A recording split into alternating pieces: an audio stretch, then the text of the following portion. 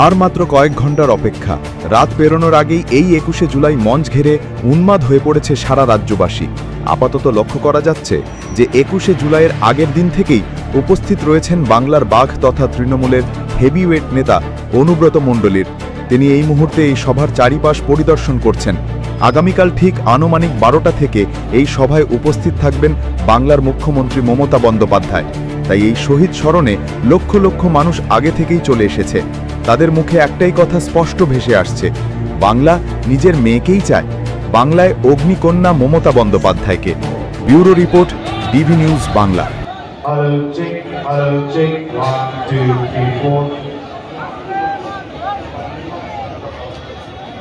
Hello, check. 1, 2, 3, 4, 5, 6. Hello, check. 1, 2, 3, 4, 5, 6, 7, 8.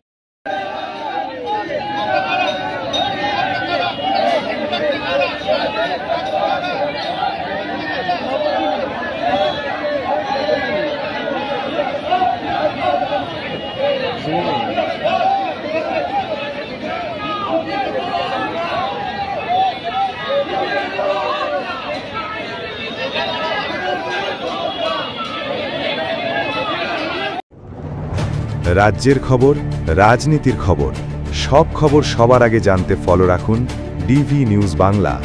রাত দিন 7 দিন।